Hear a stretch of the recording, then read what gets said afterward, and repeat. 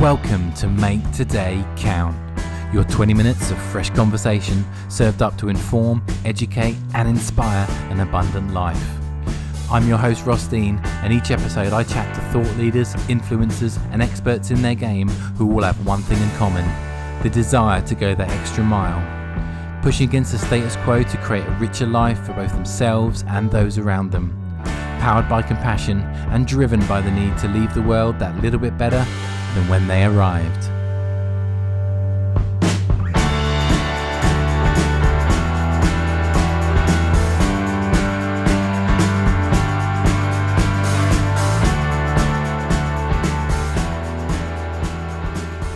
Okay, hi guys, and welcome back to Make Today Count. And today we've got Loai Omar, otherwise known as Coach Loai. How are you doing?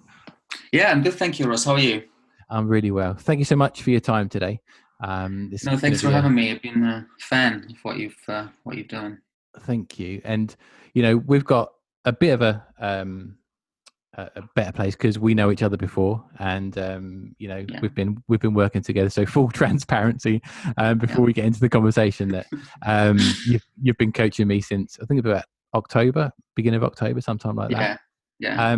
But I wanted to have this conversation with you today because we find ourselves in a little bit of a different time now, whereby people, if they've been going to gyms or that kind of thing beforehand, they're in a little bit of a different situation now, and maybe looking for ways in which they can improve their health or probably just keep going with their goals. So I'm looking forward to getting into that conversation. But before we jump into there, what I'd love you to do, Loai, is just give you a little bit of background about yourself and your background and how you got to where you are today. Yeah, sure. I come from Egypt originally. I have a career in fighting and martial arts. Started when I was 6 years old. So at some point, when you're doing something that is not going to pay off, you have to get a proper job, as I said at the time. So, I started to work in tourism.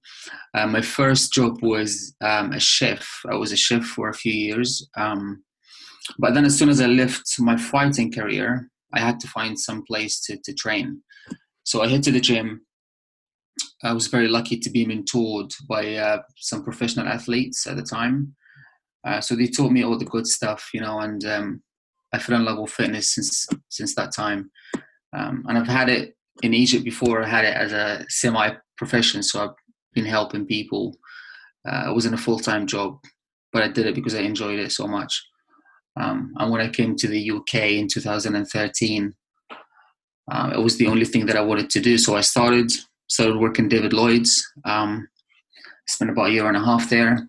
And then it was time to do my own business. Like, you feel it, you get this gut feeling that you want to do something. It's time.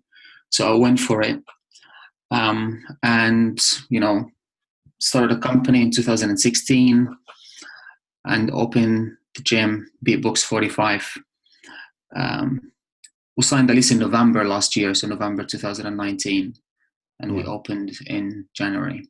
Yeah, and I'm guessing that from your when you were starting out in Egypt, I imagine that the kind of the setup there with gyms and the fitness industry there is very different to here. Oh, so different. Oh my God. Yeah. It's very, very serious. What most people here would consider to be intimidating to an extent. So let me give you a quick description of what it looks like, so you can get the picture.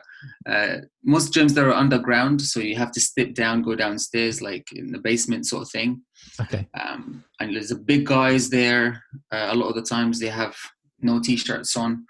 So sweaty, sometimes no shoes on. So as soon as you go in there, you get this impression that you have to train and you have to train hard.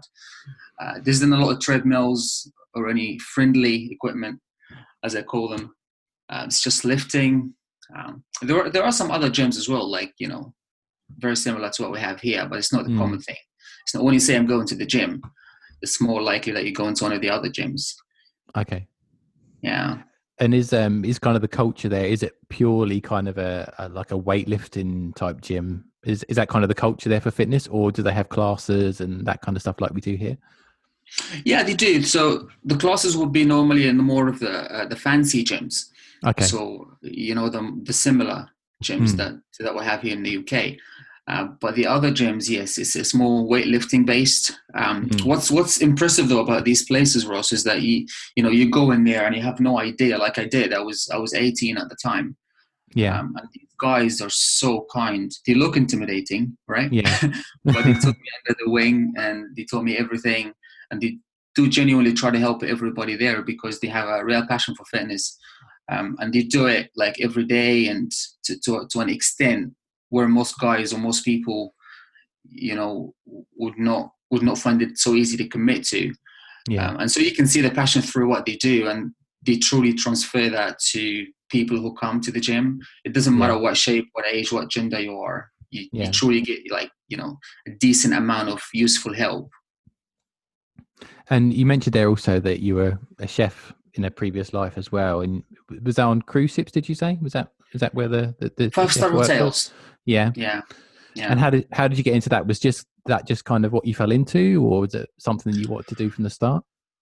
So I had an uncle. So my uncle worked as a chef for all his life, really, because his dad was a chef. It's kind of Yeah. inheritance. So I was getting into a lot of trouble where I was where I was in my hometown. So I just called him at the time and I said, "Can you find me a job?" I didn't really care what the job was going to be. I just wanted to get out of there. So he called me about a week later, said, "Okay, come on, I got you a job." And then I arrived and he said, "Okay, you're going to be a chef." I said, "Oh, well, hold on a second. I've never done this before. Like, don't you have to have experience to do this?" He said, "Don't worry about it. I know people, right?" It's just how how things work over there. So so I put the jacket on. I got into the kitchen. You start learning things pretty quickly when you want to survive, because if you don't, you get left behind, sort of thing. Yeah. Yeah, so that's how it started. And how is that? Because obviously, working with food, that obviously plays a big part in what you do now. Um, how important has that been for you to have that background when you're working with clients now? Yeah, do you know what? It's so strange looking back and connecting the dots, because obviously now it's very clear to me why this happened. Mm. I wouldn't have guessed because I didn't actually like the job at that time. It was a lot of pressure. I was working 16 hours a day, 7 days a week.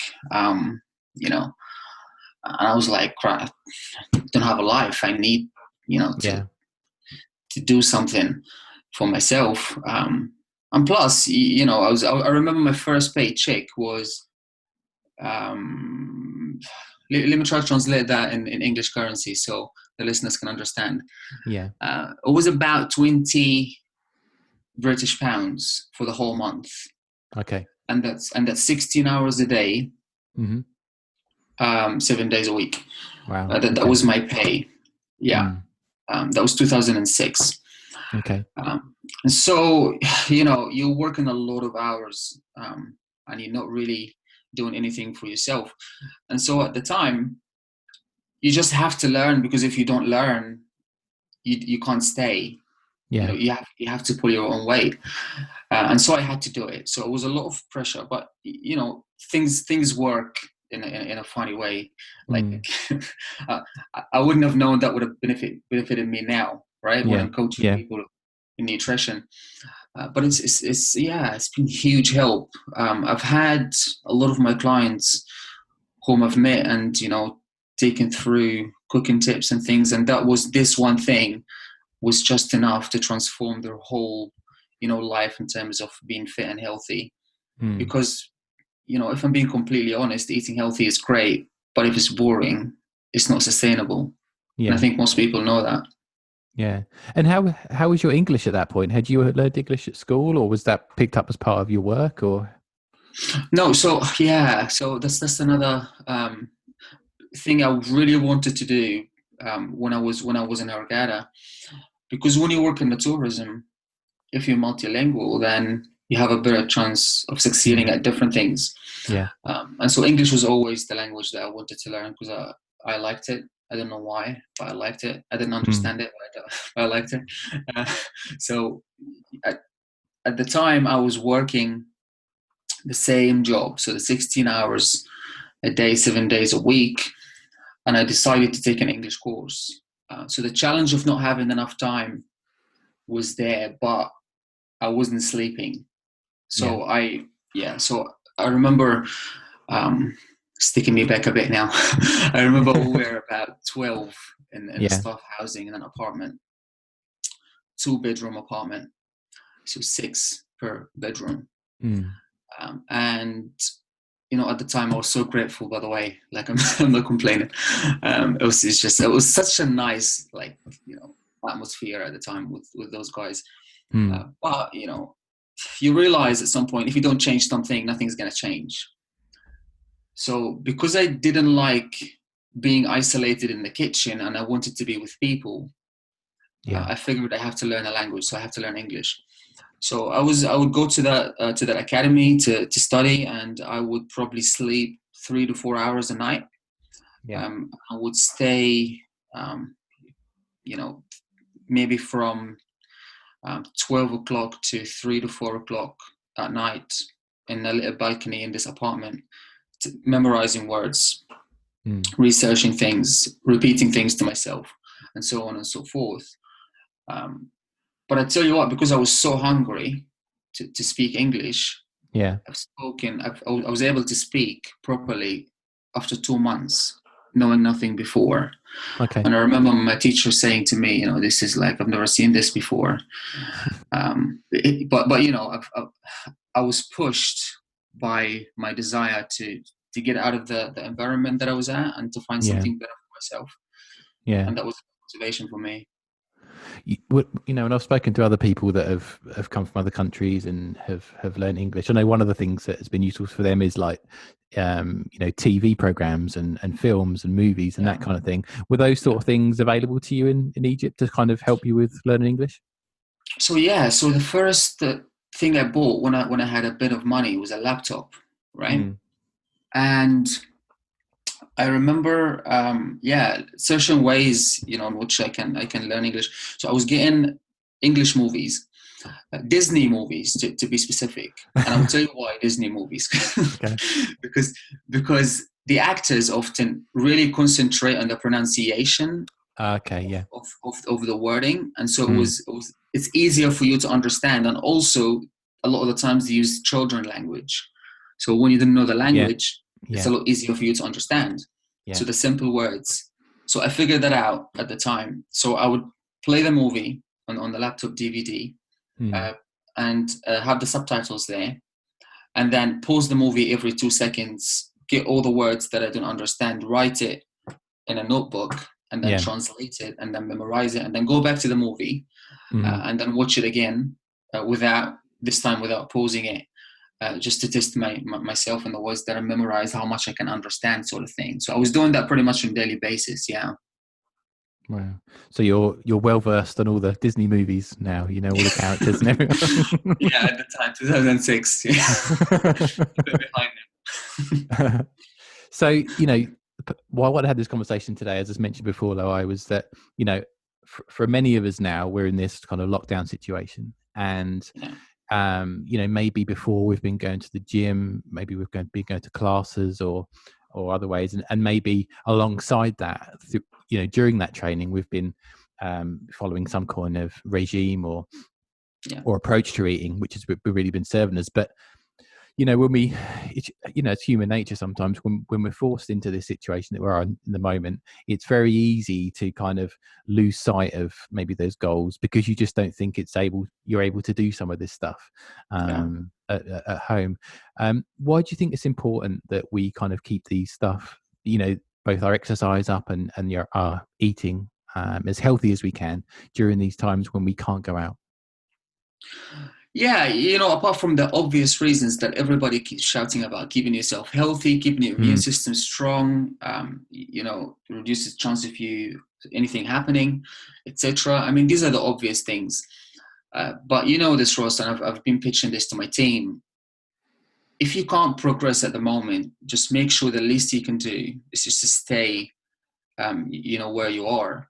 And for me, that's a compromise. So for anybody to accept going back 5 steps, or letting their health and their fitness go back 5 steps, because there's no access to gyms right now.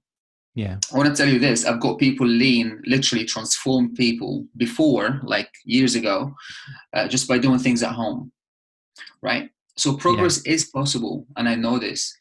But I think at some point, it comes down to being honest with yourself and just asking yourself what you really want, because I think a lot of people are going to be surprised, and that's going to be not a nice place to be in. So a few months from now, maybe 6 weeks from now, when this is all over, when we have access to a gym again, Mm. um, I know this is going to happen, and a lot of the listeners will probably be able to relate at that time.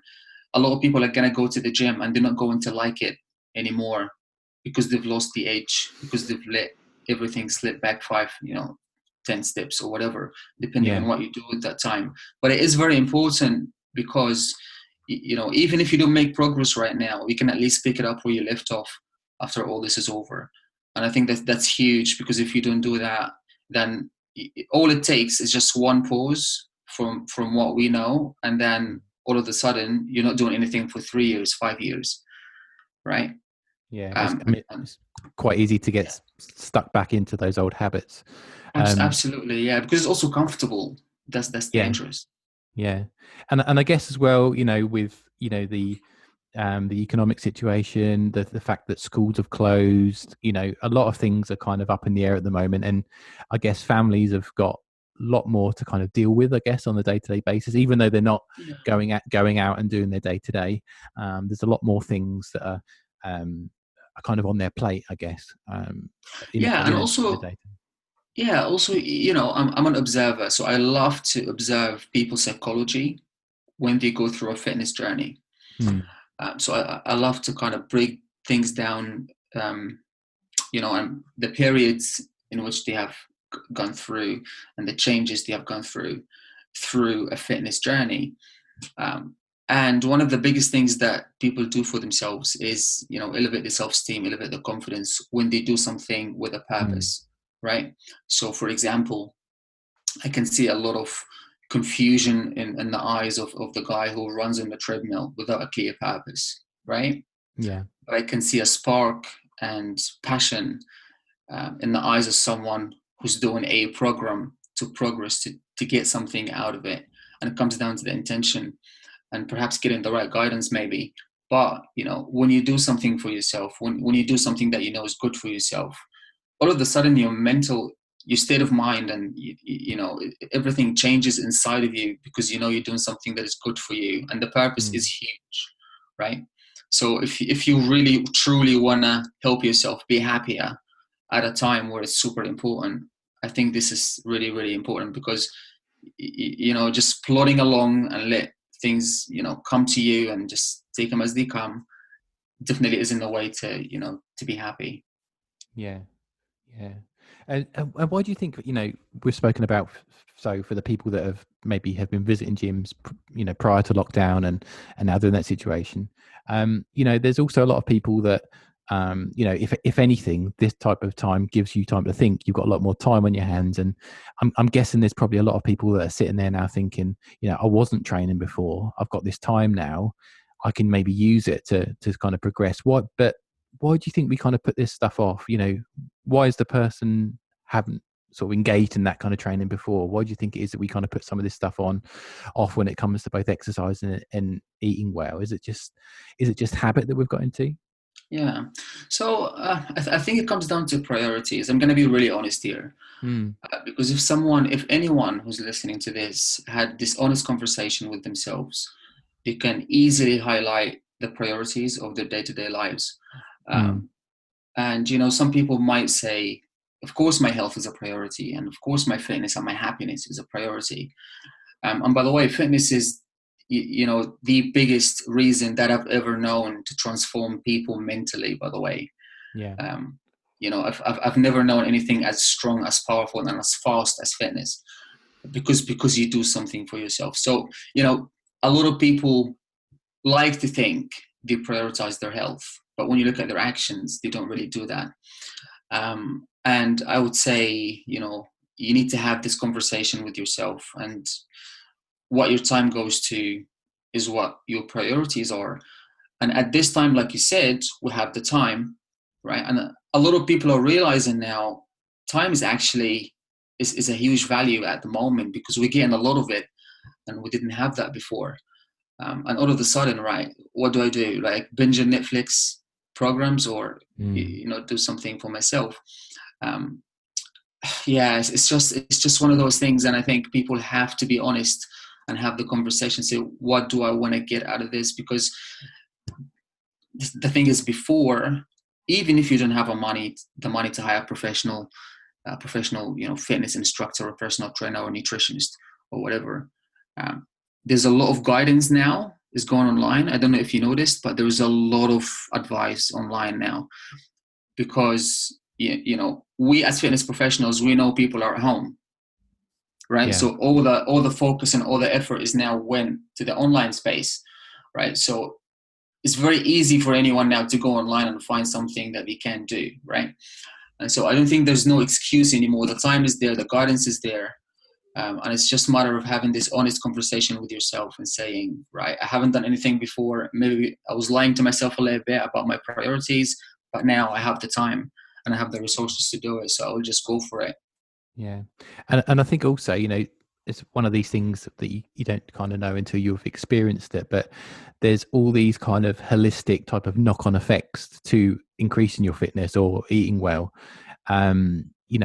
I guess immediately some people just think, if I'm fitter, I might be able to run around with the kids more, or if I eat better, that might come off in, I might lose some pounds or that kind of thing. But would you agree that there's so many other kind of knock-on effects to, if you put your body in that state, in that training, that there's, speaking from my personal experience, there's, clarity in your mind, there's generally feeling better. You mentioned it before around kind of confidence and just general positivity. Have you found that in the people that you've been coaching as well? Oh, every single time. It's life-changing at all different levels. And some of the team are not young. You know this, right? I hope they're not listening to this. But the thing is, some of them are truly not young, and they have been like in a really bad place at their late 50s. Do you know what I mean? It's not like a lot of people now at their 30s and their 40s, and they're feeling like, oh my God, I'm too far gone. Like, guys, come on, like this it can take literally just a few months for you to change everything. And I mean everything. You're talking about, your energy levels and your sleeping patterns and your energy if you have kids, your energy with the kids, your attitude, how you carry yourself, what you think of yourself, because this is what I mean by self-esteem. So when I say self-esteem, how much value do you actually place on yourself? This is huge, and that only purely comes from when you do something that is moving you forward, right? You're doing something that is good for you. This is enough to elevate your self-esteem. But as far as the changes, the hidden changes, if you will, is concerned, it's huge. It changes everything. And I mean, if you manage to change the way you think about yourself, and you just feel those little minor changes every day, like, oh my God, I'm not tired anymore when I get out of bed. Oh, I sleep so well now, I don't get up during the night anymore. Or I go to work and I can hold my focus for so much longer. I'm so clear in my thoughts now, my ideas and everything. All these things come as a byproduct, right? Trouble is when you try to pitch these things to people at the beginning of the fitness journey, because they can't quite visualize it. Because these things, you kind of, it because you've gone through it. Do you know what I mean? And often what gets people is, I want to look this way, right? So the vanity sort of side of things, which is absolutely fine. I love it when someone is clear in what they want to do and they come and say, hey, I want a six pack. It doesn't matter. This is like my type of favorite people, because I know they're gonna give it everything they have to get to that goal, because I know they've been honest with me on truly what they want. And all I have to do then is just lay out a plan, right? The motivation is there for them and they will get there. Yeah, I think that's one of the main things, isn't it? It's being clear about what you want to achieve. Sometimes, if we don't know, it's like, it's like a sat nav, isn't it? If you use a sat nav, you put in the exact postcode and you get to that point. If you were to use that sat nav and put in, generally that street in that town, you'd be going around forever. You wouldn't get to that point. So that's hugely important. And I think, like you're right in that at that time, the only thing we know of is that visual element, isn't it? So Yeah. that person looks that way. I'd like to look that way. So what can I do to get there? But it's amazing, kind of as you go through that process, that almost that physical thing doesn't really have as much weight anymore. It's more Mm. around all the things that have had been positive, the knock-on effects in all those different areas to contribute. And we mentioned there about children as well, and being able to run around with children. But Yeah. I think an important thing to kind of reflect on as well is that especially if you've got younger children, this can be a gift that you can then pass on to your Yeah. children down the line. Absolutely. Yeah. I mean, influence comes by actions. And you know this, but being a Mm. dad, your kids probably copy you a lot. Mm. Um, and what else can you do for your kids and for people you care about to set a good example? Mm. I remember, Ross, a story comes to mind of a lady that had transformed. She went from size 18 to size 10 in 3 months, which was quite, very, very impressive. Yeah. And the motivator for her, so the reason that was pushing her through this, because it was a lot of work. She said, "This is what I want to do. I don't have a lot of money to invest, so I want to be with you for 3 months, and that's it. Yeah. I don't have any more money after that." Um, and I said, "Okay, cool. It's gonna take work. Are you ready?" She said, "Yeah, I'm ready." So when I asked her about the reason why, she said, "I took my kids swimming and I couldn't get in my swimming suit. Mm. I was ashamed of my body, and so I realized I'm holding my kids back from doing what they love to do." Mm. I mean, this is just one aspect of this, right? So being able to put yourself out there, because your kids don't know. They don't know what's going on inside of you. All they know is that you're stopping them from doing things, or you're not being perhaps, the optimal figure to them in their mind. They don't Mm. realize what's going on, and so she's taken the step and she's done really well. And and going back to the confidence thing, she was super confident. Just Mm. 3 months different. It was amazing to see. Mm. But her kids were. She was out there with them. She was swimming with them. She was setting a good example. They're doing activities together, and all the rest of it. If you have someone in your life that you want to influence, I say don't talk to them. Just show them. Yeah. Yeah. Yeah. Especially with children, because they don't necessarily um, listen to what you say a lot of the time, Yeah, but they will, imitate and follow what you do. And I've noticed that myself, in that my kids just know at a certain part of the day I'm either going to the class or going to the gym, or in this situation I know in the morning I'll be training myself, and they just know that's happening. That's an everyday thing for them. So yeah, my hope is that when they're older, they've had so much influence of me being around doing that it just becomes second nature, that they will want to do yeah. it as well. Yeah, absolutely. I do remember my dad taking me to martial arts school when I was 6 years old, and I'm so Mm. grateful they did that. I was feel like I was being pushed into something at the time, Mm. but he had a reason why to take me there, and I'm so grateful. And also something about the children, Ross. I do remember today. I remember how my parents made me feel when I was young. I don't Mm. remember the exact situations, but I remember how I felt, if that makes sense. Yeah, yeah. And so it's so important in terms of just leaving your kids good memories to remember when they're older, that Mm. you're able to put yourself out there and do things with them. Because if you don't, I hate to say it, but you are leaving them with a memory that is not very pleasant, perhaps. And the best thing you can do is invest yourself and your time in what Mm. they love to do. Mm. I'm saying that I'm not a dad yet, but I'm saying that Yeah. from what I remember from being a child. Yeah, yeah, yeah. No, I can relate to that as well, and also it's about, I think about kind of sometimes breaking patterns as well. Yeah, I've heard people say to me before, oh, I couldn't join a gym. Our family's not like that. we've never done that before. I couldn't do Right. that, Yeah. because maybe their parents haven't been involved in stuff, their parents before them hadn't, and it's just something that's gone. The lineage through the family just Yeah. says, we can't do that. But that's just, there's so many opportunities to kind of break that if that's something that you want to do. And I would say if you can do, the benefits really outweigh anything else. Yeah, um we can put a little warning out there as well, because this is something I see a lot. There might be a resistance, right? mm, Not everybody has a supportive family or supportive partner, because a lot of the times what I see is someone that, they really want to do something for themselves. And then all of a sudden people around them, perhaps even their friends, don't like mm, the changes yeah. they're going through. That might happen, right? And it does Mm, happen very often. From where I sit, from what I do, I see that quite a lot. mm, And I just say to these people, you have to be very clear. And people often get used to the changes. The only reason they don't want you to change is because people are uncomfortable with changes, full yeah. stop, even if the Yeah. change is positive, right? Yeah. And so you just have to be strong, and then a few months down the line they will get used to the new you. And more than likely you'll be that influence to them to Yeah, think, well, my wife or my husband's done that, I that might be something that I want to get involved with. It's just kind of lead and absolutely. be in that change that you want to help people with.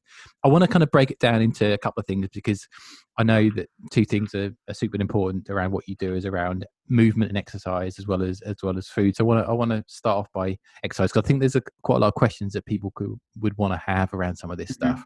Yeah, I think one of the main thing going into lockdown, um, someone, if they've been going to the gym before, going to classes before, they may have not started at home because they might not think, oh, I can't recreate that, what I was doing at home. I've been paying a membership of X amount of pounds. There must be a reason why I can't do adequate training at home. What would you kind of right. say around that?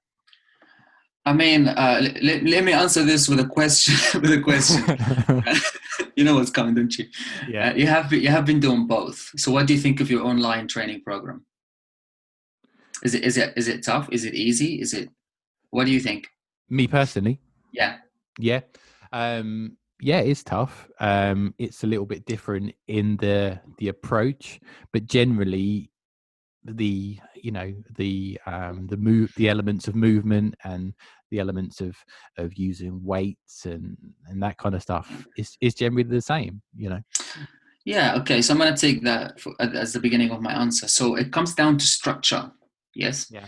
Yeah. So you can go out and you can just walk for a little while and then come back home, and you will feel like you've done something.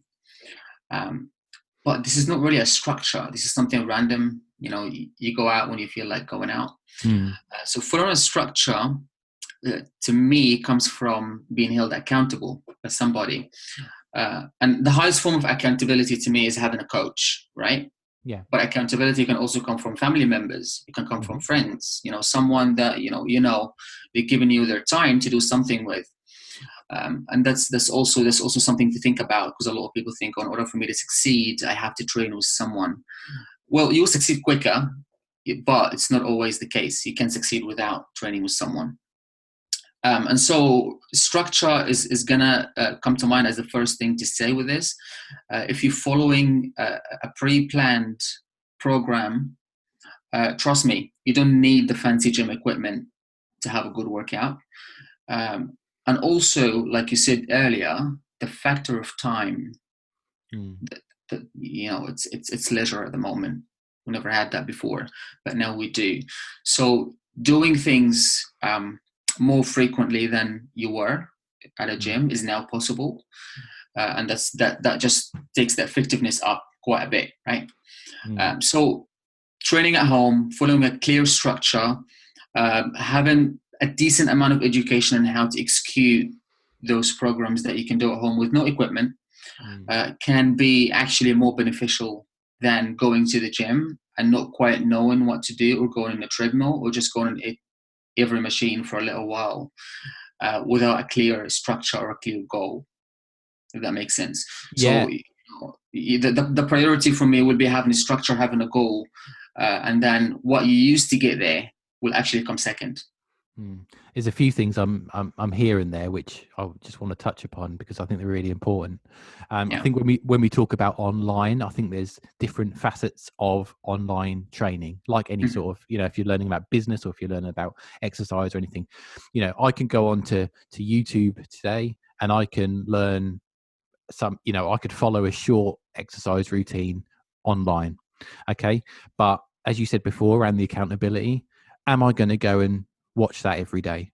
It's there, everything's Yeah. available to me on YouTube, but am I going to go to that point to get exercise? Because I think that's something that's quite different, isn't it? I think Yeah. it depends. I think it depends on also the sort of person that you are. There may be some people that they might pick something on YouTube and they might go, right, I'm going to watch this every day. And they may well do that and they may well get, benefits. But I know, speaking from my own personal thing, I would need accountability Mhm. to hold myself to doing something in that area. If I know in the past when I've maybe used online or apps or those kind of things, I know they're Yeah. there and I Yeah. know that I know need to do them, but there's not the onus there for me to get involved with it on a daily basis or a couple of times a week or that kind of thing. Yeah.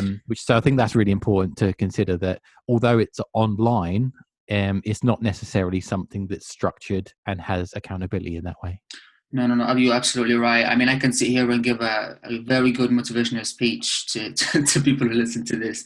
Oh, exercise is going to do this for you and all the rest of it. But we know the self-motivated people are not even the 1%. They're less than Mm, 1%.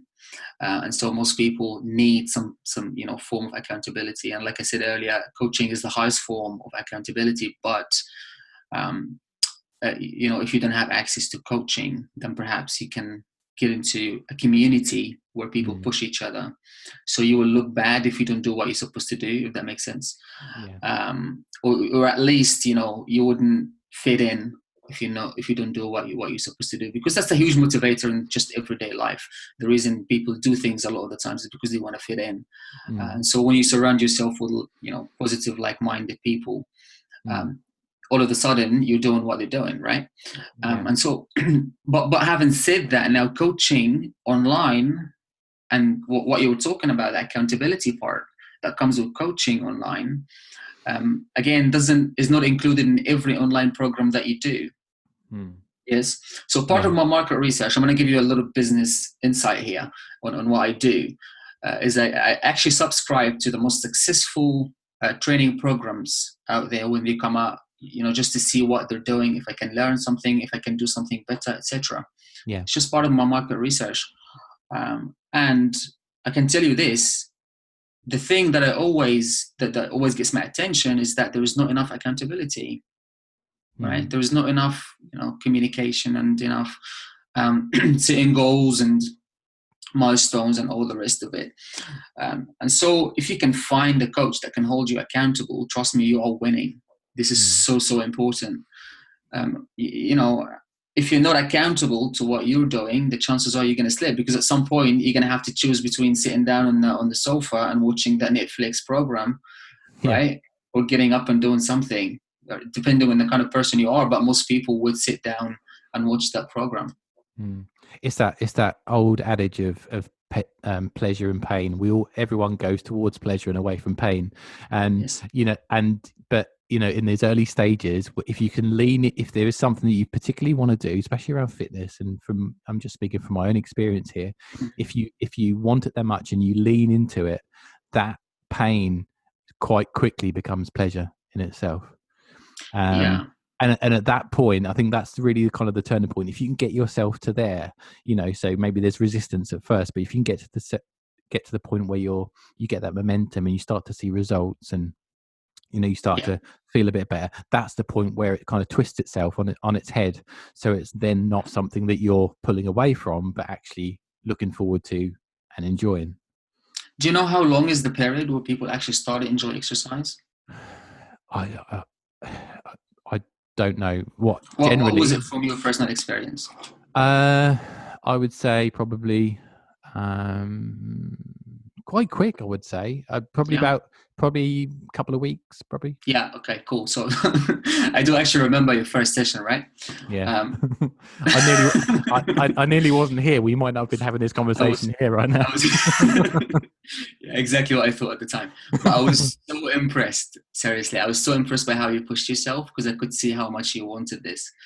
But what you just said, 2 weeks, is what I hear probably 90% of the time. Mm, So I'm saying this to anybody who's listening to this. If you can push through just 2 weeks, and 2 weeks is nothing, that can easily be the start of a massive change to your whole life, to everything, mm, right? If you can push yourself through the uncomfortable period, which is 2 weeks, 90% of the time, you can do really well.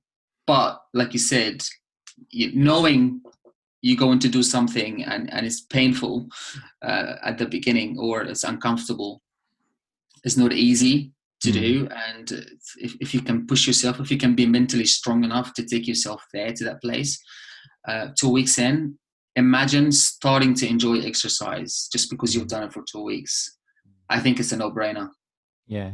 And talking about sort of lengths of time and that kind of thing, when people are sort of looking to do this stuff, is there kind of an ideal, amount of times per week that we should be kind of getting up and moving? Is it a daily thing, or can it be a couple of times a week? What are your kind of thoughts on that?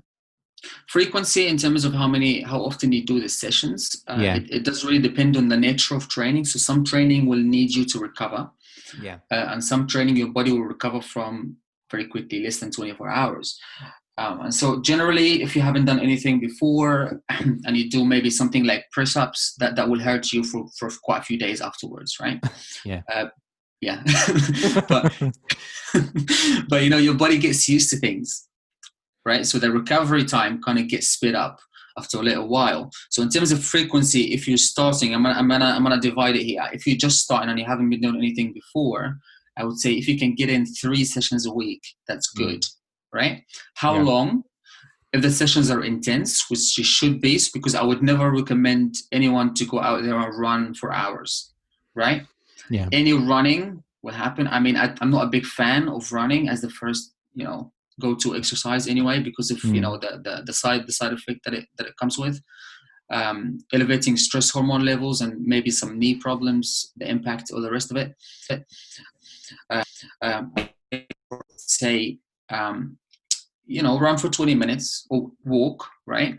Plus, do something that is high intensity for maybe 15 to 20 minutes a day, Yeah. Okay. and that's all it's going to take. Yeah. And you're If you're absolutely more right. experienced, yeah, sorry. If you're more experienced, then you can listen to your body at that sense, because you know how your body works. So if you Mm. train 5 times a week, for example, and your performance is not going down, you're still able to perform, you're recovering, you're sleeping well, you have your appetite, and everything is Yeah. going well as far as how you feel. I mean, Mm. keep going. Yeah, exactly right. I think when you first start, and you've maybe gone to the gym a couple of times, or you've joined a class, and you start to get those DOMs that all everywhere in your body. It's quite easy to think, oh, it's always going to be like this. But I know from experience, where you think it's going to It's be, also kind of nice. I'm going to feel like this every time, but then it's so what I think was. I think I remember sending you a text or a message just after saying, "Oh my god, I can't walk, I can't do anything," and you just told me to go and eat some protein or something to This is normal. This is to how I'm help me gonna with it. die. Yeah, It's but also kind of nice for us, isn't it? Still look yeah, but forward to it. but the interesting thing for me is that how quickly your body then adapts. Yeah, And yeah. it's almost as if you've just put it into shock, and it's going, oh my god, what have you done to me? I'm going to give you some pain. But then after that, it's quite amazing, really, how that body just adapts to Absolutely, yeah, absolutely. to the point now that I can train and kind of not feel it in the same way that I was before. Also around kind of we've spoken about equipment, and maybe if people were using gyms before and that kind of thing, is it important that we need to have kind of equipment at home, or can we use our own kind of body weight and things like that to kind of work out with? Yeah, you can do either. You can do either. So I have this theory about fitness, and I I learned this when I first came to the UK, because the first job I worked for was David Lloyd's, as I mentioned, and Mm. they had about £120,000 just worth of just cardio equipment. Mm. Now, it's kind of big number just for cardio equipment, considering the benefit cardio equipment will give to people, which is Yeah. very, very minimal. So there's, there's a misplacement of the assets inside of a gym, right? So thinking of equipment and what equipment you should choose, a pair of dumbbells and a barbell, you can actually do a lot of things with. But most people don't realize that you don't need the fancy equipment. Mm. This is one. Yeah. So if you have a pair of dumbbells or a barbell or a kettlebell or a medicine ball at home, you can do a lot of things with these very, very simple equipment. And actually, it's much more effective than going on a 5,000 to 6,000 pounds treadmill. Yes. Mm. This is, if you get this straight, you kind of look at your fitness and your training differently. And secondly, yes, you can train with your body weight. Your body weight sessions can be just as hard, if not harder, than using equipment if you do it correctly. Yeah. So again, having a structure, having guidance on what to do will come as a priority in this aspect. And then you just working with what you have is not a problem, because if you don't have anything, just a lot of space to go down and do a push-up or a burpee or whatever, then you can definitely do something with that. It's not a big Yeah. deal. Yeah. And, you know, and for people listening as well, that maybe, you know, they listen to this and that they kind of think, you know, something sparked in them and they want to try and, you know, push themselves a bit more, you know, just so we can sort of highlight some of the, I guess, some of the mistakes that, you know, other people have made that you've seen, especially with working out at home. Is there anything that kind of in your experience you've seen mistakes people have made whereby they haven't set themselves up to win in that respect?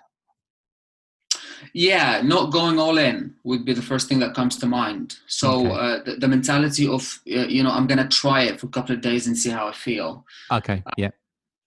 I mean, I think everybody knows exercise is good for them, right? Mm. Or they should do it to their own ability, and they should at least try to keep progressing at doing it. But because of the amount of of discomfort you're gonna find as soon as you start, the mentality of trying it out doesn't work. And so you go in and you think, right, I'm gonna see how I feel. Whoa, you're not gonna feel very good at the beginning, so you gotta quit. Mm. So the biggest mistake is people not going all in. And it comes down maybe to not having a goal. So if you have a goal, then you're more likely to stick at it because you want to achieve that goal despite what you feel at Yeah. times. And the other thing is as well, mistakes that people do is not have guidance, because the less equipment you have and the less supportive environment that you have Mm. around you, the more education you will need to execute your training sessions properly, right? Yeah. So if I get someone, for example, if I have a pair of dumbbells and I say, Ross, come and pick these up and do some shoulder presses, you kind Mm. of work out what I want to do with you. So you just pick the dumbbells and at least try, so you have an idea. Mm. But if I get Ross and I say, okay, let's do some bodyweight exercises, um, do some burpees or whatever, the chances are you're going to do the burpees wrong. And then you need some guidance because you're just using your body. And a lot of the times people are not conscious of how their body is moving, if that makes Mm. sense. And I think that's the important thing. Things broken down. Yeah, I think Yeah. that's the important thing that you mentioned about also before about form as well, because, you know, I know that, you know, there may be people that are going to the gym, not with guidance, not with someone following a plan. They might be going there for an hour, 2 hours, thinking that they're having some benefit, but I'm guessing that they may not be doing much benefit at all. Yeah. You know, Yeah. I know from experience. You know, if we've been in a class situation where, you know, I can start off doing an exercise in the class, and then you would come round and just tweak it, and it would feel about a million times harder, Yeah. just from kind of You're tweaking welcome. So just from kind of getting a bit lower or tweaking where your legs are or that kind of thing. And I think so. I think that's some of the things that we mentioned before about online, and that you following like a YouTube video or something like that, which is great that it's out there, and a lot of people that would get benefit from that. But there may be really small, tweaks that you could make to that, which you would never know of, that would give you more benefit. Yeah. I think most people don't know how valuable coaching is until they actually experience it, right? Yeah. And I've had that quite a lot. Like a lot of people that I work with have been members of gyms before. They never had a trainer, but now they're addicted to being coached because they can see how much benefit it's bringing to them. And a lot of the times I have people that are very skeptical whether it's actually going to add any value or not. But what you just said there is just coaching, right? So if someone is breaking things down for you, teaching you to your own ability and to your own pace, and you're picking things up and you're learning as you do things, this is the most valuable thing you can ever get from doing this with anyone anywhere. Going in the gym, I often paid attention to people who go to the gym for years and seemingly work hard, go to the exertion point, but they never change. Yeah. And that's the majority of people. Do you know how many people go to the gym and don't change? Quite a few. 95% of people don't change. And the other 5% get some sort of mediocre results, really. Not a lot, right? That's the commercial gym we're talking about. Yeah. Because there are transformation gyms out there, which is completely different.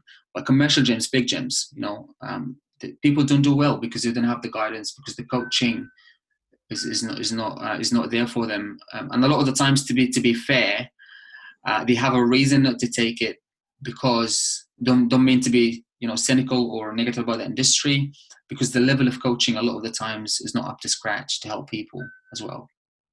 Yeah, I want to kind of switch over to food now, because I know that's something that's that you're passionate about as well.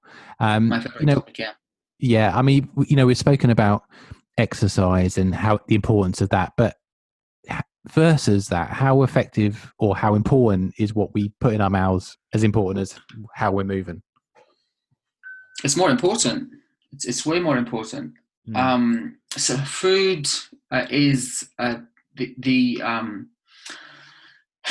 one thing that will guarantee results. Yeah. Right.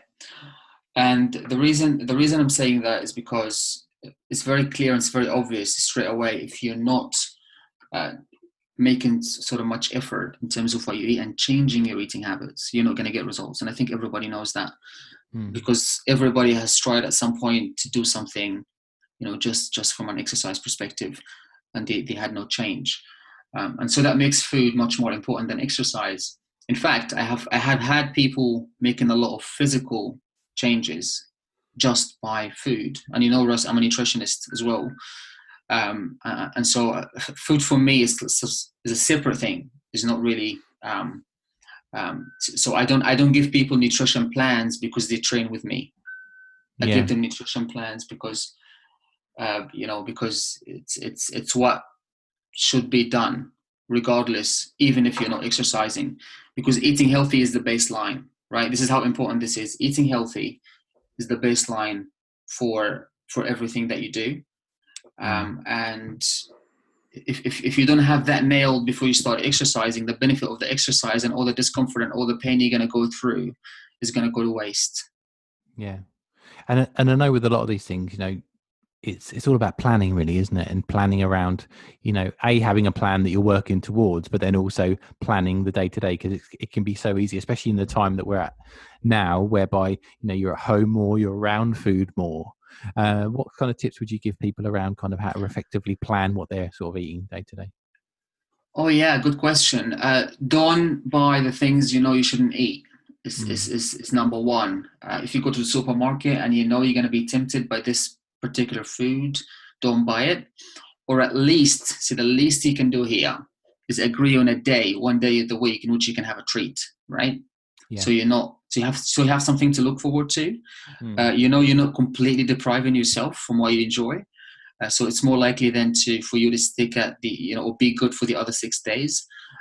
But don't have the tempting food or the temptations around you while you're not supposed to have them. And an extreme thing would be is to get up, like after listening to this, and get rid of everything in the house that that shouldn't be there. And by the way, I don't care if you have kids, because most people use them as an excuse, right? So what you need to do is build the healthy habits for you and for everyone in the family, including your kids. And your kids don't have to have sweets and sugars. I know the kids, and you don't want to, overcomplicate things for them and everything else. But there are alternatives, right? If you know how to prepare a nice plate of fruits, or keep them entertained in some sort of way, and then explain to them why eating healthy is important. And I think the obesity rate is going out in the UK now. Is getting huge now because of the amount of sugar that kids eat. So the metabolism is being damaged at a very early age, and by the time they're 18 or 20, they can't fight it because it's gone too far. You see, so this is something to keep in mind while you're giving your kids sweets as well. But yeah, the tip number one is not to buy the stuff, and tip number two is to have a goal, because when you have a clear vision of where you want to go, this keeps you going, and you're more likely then to be stronger to avoid things that they're not good for you.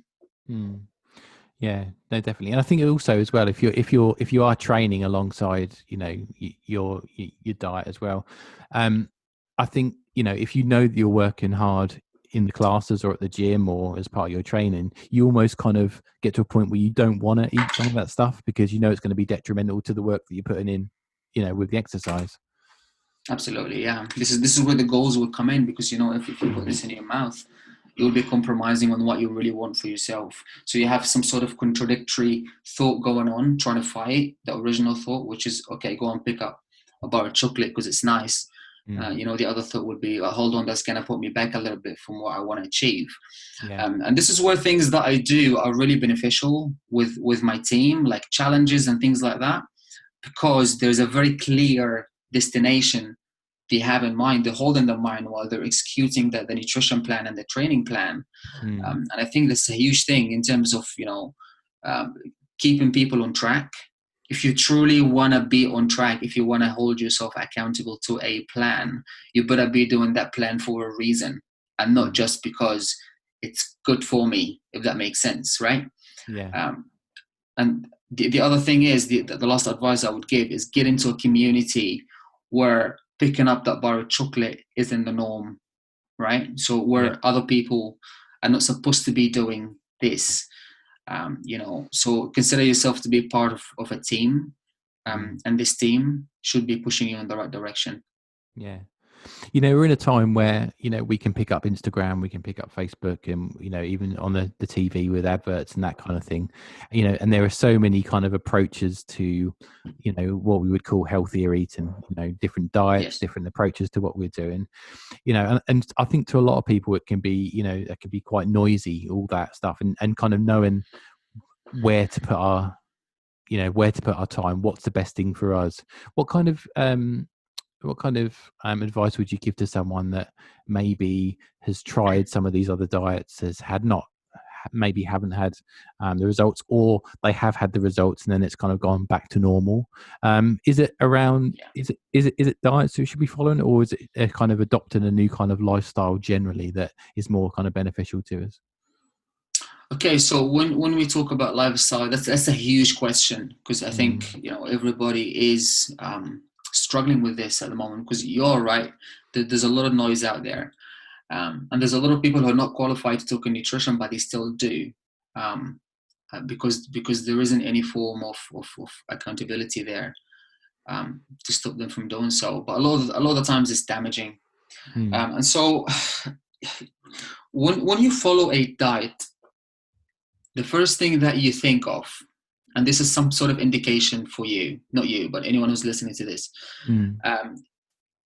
if the thought is, I'm on a diet to lose a little bit of weight or a bit of weight, right? Knowing that's a temporary thing, don't do it. It's the wrong thing to do straight away, right? You can go and, alternatively, you can go to someone to help you build habits. and to help you get to a place where you're not at right now, in a sustainable way, so you find it a lot easier to maintain afterwards. This is the way to do it.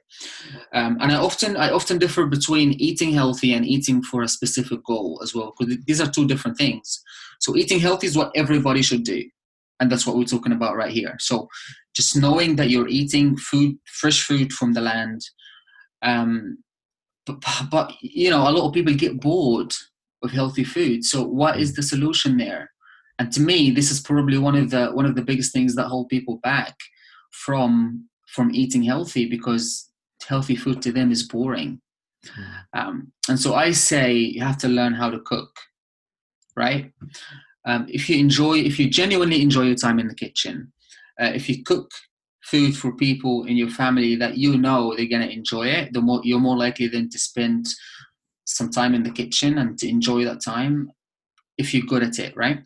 And that comes down to just learning how to make this healthy food tasty and interesting. It's a skill that you have to acquire if you want to maintain a healthy lifestyle for you and for your family.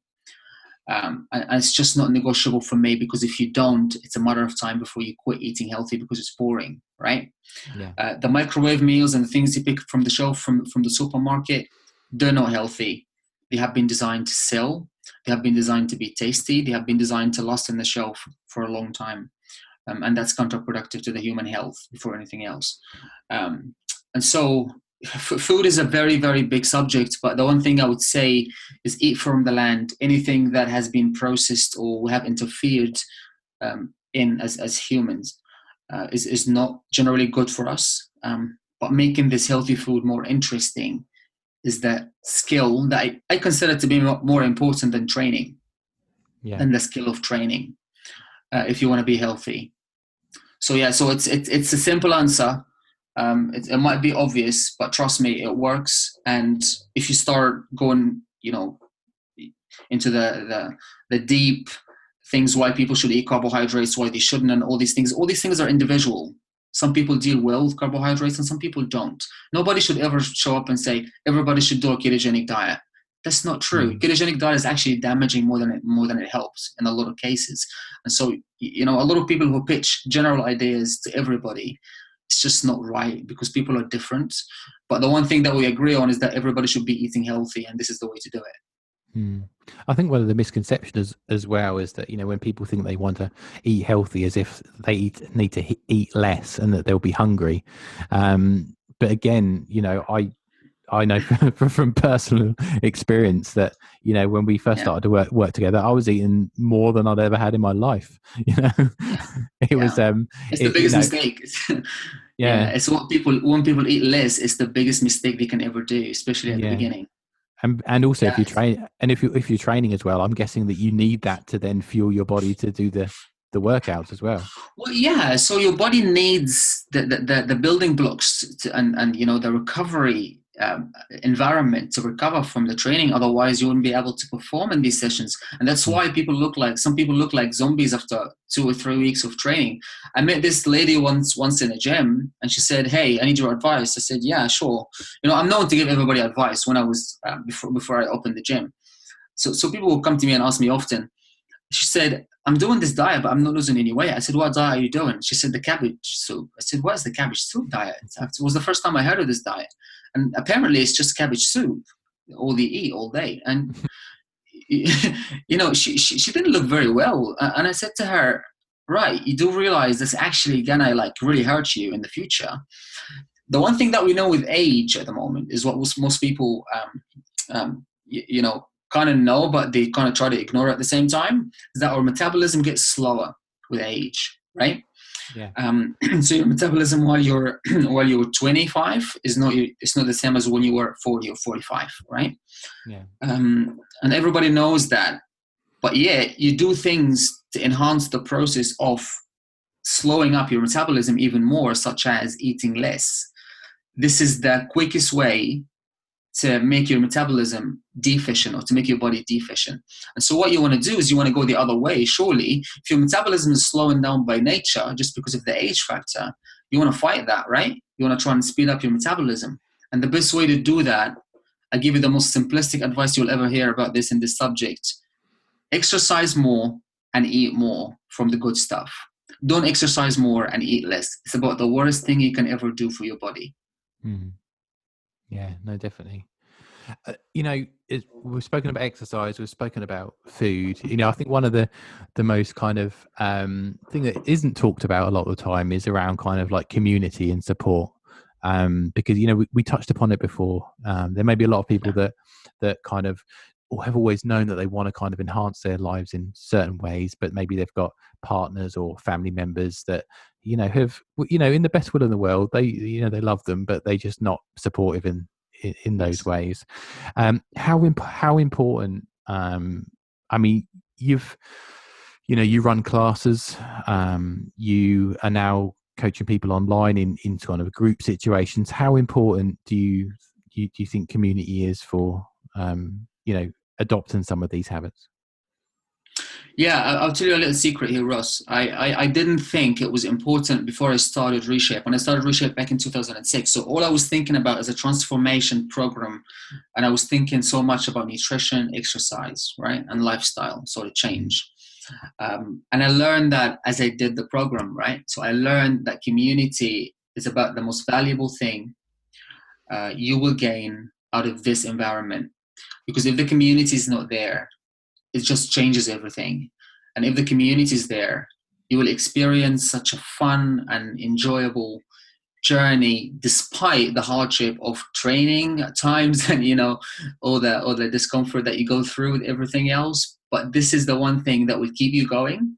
It's the one thing that will make you feel like you're part of something, which is huge for human beings. And doing something alone is not as enjoyable. And there was that study about training for marathons. It's much more likely to complete the training and to complete the marathons if you're training in a group, right? And it's a lot less likely to complete just the training, not the marathon, just the training for the marathon if you're training alone. And that says a lot. That's just human psychology we're talking about here, and it is the fact. And every time I have coached, and part of the reasons why Reshape and the group exercise classes that I do have been successful, and people stay for a long time and they stick with these long life habits for a long time, is because of the community. I mean, it's making my job easier because they're chatting, how you're getting on, they're supporting each other and all the rest of it. But I think the big thing for me that I realize is that people are feeling like they're part of something, they're part of a team, right? And that's huge. And if you have access to a community that can push you in that way, trust me, it's priceless. Yeah, I think I totally agree. I think there's a few things. There's that saying around, you're the sum of the 5 people you spend most time with, and I think if you surround yourself with people that are of like-minded or going on the same journey, that's going to be beneficial. Even just to have someone, you said about chatting between themselves and that kind of thing. With the best will in the world, if you've got family members that maybe aren't training, you can chat with them about certain things, but they don't kind of get it to the level that you want to engage sometimes in conversation. So it's important that you have people around you to do that.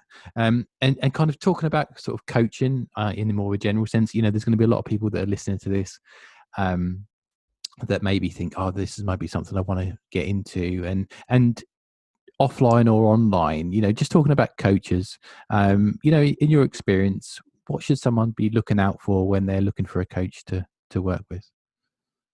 People should start always with what they want to achieve for themselves. So it's not about, he's a nice guy, she's a nice girl. It's not about that. And I think, this is where the industry sometimes goes a little bit wrong. If you want to achieve something, Ross, and I know just from any area of life, if you're not feeling well in your throat, you're going to go to a doctor, right? And you're going to say, all right, I'm not feeling well in this particular area, right? What can I do? And this is just logical. And so you should always start with how you feel, what you want to get out of, this person, you're looking for. If it's a weight loss, then you have to look for someone who's, achieved some sort of success in the weight loss niche. Okay. Because a lot of people talk, and when you don't have a lot of knowledge about nutrition and about the science of training, etc., anyone can say anything and you probably believe what they're saying because you don't have anything to compare it against, right? So a lot of trainers show up and they say misleading information, but when it comes to results, they really have nothing to show for that. And people should never train with anyone unless they have demonstrated a degree of success in what they want to achieve for themselves. If it's a strength training, then you look for trainers who've done the same with people with the same goal before you, right? Because your time and your money and your effort is too valuable to go and put somewhere where you're not quite sure you're going to get the results or not. And so for me, it's always has to be results driven. If you want to achieve a goal, then you have to look for someone who can help you and demonstrated that they can help you to achieve this particular goal. But first of all, you have to be clear on what you want to achieve. No, definitely. And to give people kind of a bit of an understanding around kind of, how you personally approach things, if we target, especially, the online stuff. So if we're talking about the online space you have in Coach Loai at the moment, can you just give us a bit of a background about kind of how that works and how people kind of get involved and kind of the process that you would take someone through? Yeah, I started with when this happened, I was actually quite worried about the team, that they're not going to have anything, because I know they're really dependent on the classes, and some of these guys come to the gym 5 times a week. And I was just genuinely worried about them. So all I was thinking about at the time is creating something that will give them a lot of value and will keep them going and will have all the elements to help them keep training at home. And some of them wasn't allowed out, because they're in the high risk category, etc. So this is what I was focused on. So I ended up, getting things clearer as I created the site. So there are sections for training. There's nutrition there as well. There's a nutrition plan that is adaptable for you and for your family, because I realize now it will be very difficult for you to do your own thing, staying at home with your family all the time, having to eat together. It's also very nice for you to do things with your family, because a lot of people don't get that very often when it's busy, normally. And so with that in mind, I made a plan that can be adaptable to the whole family. And also there is accountability system in which people will go and put their measurements, and I would look at that and see if they're progressing, if they need help. I get messages regularly from the group all the time, asking me questions, asking for support, guidance, clarity on a lot of things.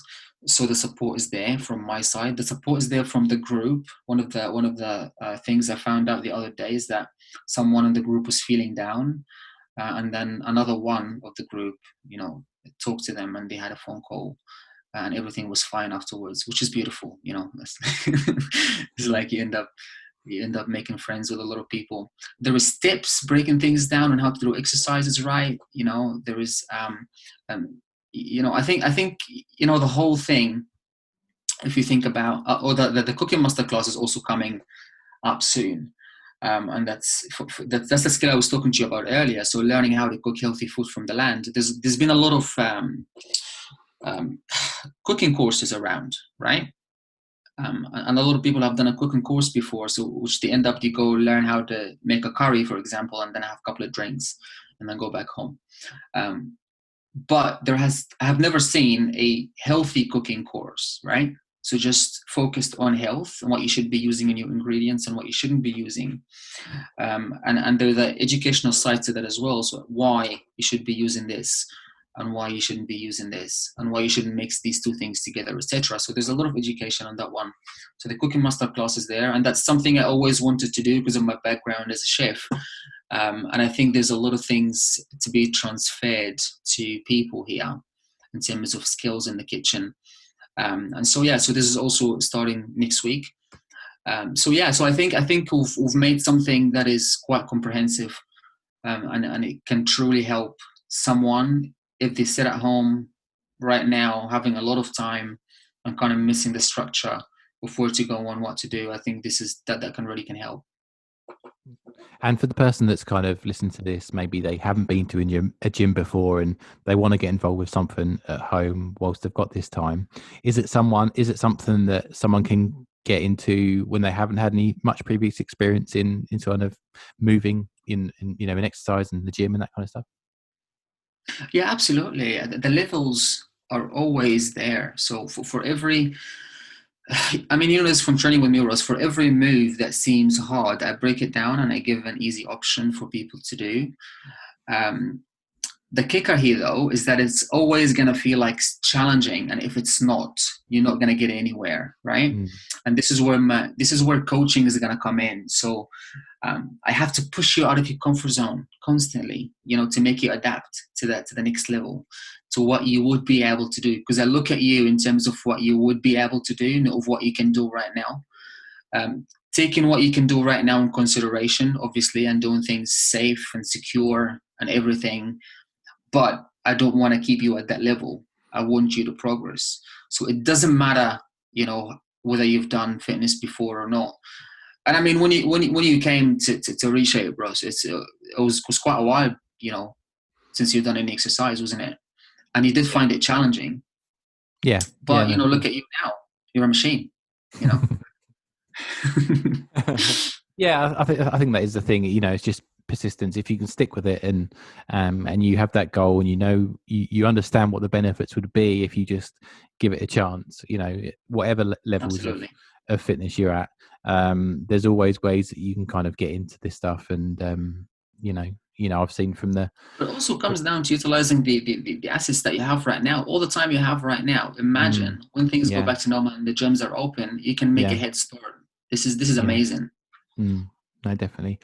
The podcast is called Make Today Count. And the reason for that is that, what I wanted to get was that for people to take away from the conversations that we had, some actionable tips and bits and pieces that they could put into practice the next day. And I know, what we've been speaking about is a big subject and covers a lot of things, but if someone's listening to this now and, they may think, oh, this is something I want to get into, what would that kind of first step that they could do if they wanted to start to make some positive change tomorrow? What was that first small steps people could make to get them on the right track, do you think? Honestly, from all the years that I've spent in this industry, get a coach who cares and who knows what to do, demonstrated that he can help people like you. It doesn't have to be me. Just get a good coach, right? Do your research and get a good coach, because this is the single most valuable thing you can ever do right now, right? Because regardless of where you are right now, what you should be focused on really is learning something new, pushing yourself to a place where perhaps you wasn't, or you weren't at before all this lockdowns stuff happened. So get a coach would be the first one. And I don't think money is an object anymore, because a lot of things out there are a lot cheaper than things used to be before. So coaching before was expensive. Now, because it's online, and I know that from my own program, it's not as expensive as it used to be anymore. So it's a huge opportunity for people to get some benefit from this. If you don't want to get a coach, or if you don't have access to a coach for any reason, I would say set yourself a target and pick something that you can do, that is challenging, but you can do, and be consistent with it. Lay out a plan, time block it on your calendar, and just be consistent with it, because you will still get some benefit. It might not be as fast as the benefit you will get with a coach or someone coaching you towards something, because you can always see what you can't see, but you still make some progress at least this way. Definitely. You've got lots of stuff going on. We haven't touched upon, obviously the gym and everything that you've built over at Beatbox 45. So if you're listening to this conversation, maybe we're all back and working and we're all happy later on in the, after this lockdown. So, check out Beatbox 45 for the gym. You mentioned also about the cooking masterclass. Is that the kind of the new thing that's sort of coming out soon? Yes, there is. Yeah, it's coming out next week.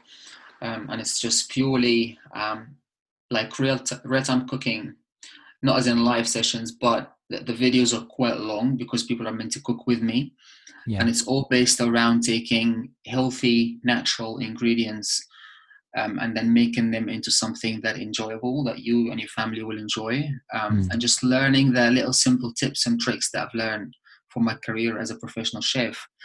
And just try to transfer those over to people who can benefit from. And this is I consider this to be a lifetime skill that everybody should have, if they want to stay healthy. And I think it's going to be cool. Definitely. So we'll put that the link over to the cooking masterclass in the show notes of the podcast page. You can find those on there. How's the best way to kind of connect with you, Loai? Is it via the website, via Facebook, Instagram? What's the best way of kind of getting in touch? My Instagram is Coach Loai. I would just give them all to anyone because people normally go on different platforms. So Instagram is Coach Loai, just one word, Coach Loai. And my Facebook is Coach Loai, or www.facebook.com/Coach Loai online. If you want to check out the programs that we do as well, it's Reshape Club. So Facebook/Reshape Club, and Bbox45 Facebook as well. And Reshape Club on Instagram and Bbox45 on Instagram. So yeah.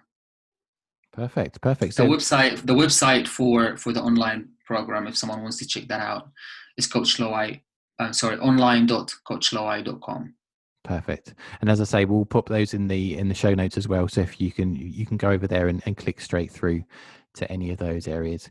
I like to finish off these conversations with gratitude. It's something that I think is really important. So Loai, just say thank you for everything that you're doing, both for thank you, Ross. The local sort of community here, and also with the online. The great thing about that is that you're able to touch more people and train more people, and I think that's going to be a real gift to people, both in this circumstance and outside of this, for them to progress with that. And it's a little bit different from the conversation today because we know each other and there's a bit more of a first-hand experience. But just from my behalf, just say thank you for everything you've done for me and the progress you've helped me achieve. It's been quite remarkable, and it's something that I never thought I would get my head around and get myself into, but it's something that we're slowly getting there, and it's been really good. So thank you so much. No, thanks for the opportunity, and thanks for the trust, more than anything, that you trusted me with your time and your effort, and you've deserved it, man. You've been an absolute star. I'm really proud of what you've done. Seriously. Thank you. Well, thanks so much for your time today. It's been really cool to chat, and I know that everyone will listen to this will get a wealth of information. If you listen to this and you want more information, you'll find all the links over in the show notes. Also, if you've enjoyed the conversation today, or maybe that there's been a light bulb moment for you, we'd love to hear from you. So please drop us a comment, either to myself or to Loai via the links that we mentioned before. Also, if you haven't subscribed. Also, if you haven't yet subscribed to the podcast, you can do that by going over to Spotify, iTunes, wherever you find your podcasts, and just leaving us a review as well. We really appreciate your time as well. But until next time, I've been Ross Dean. This has been Make Today Count, and I'll see you soon. Take care. Bye-bye.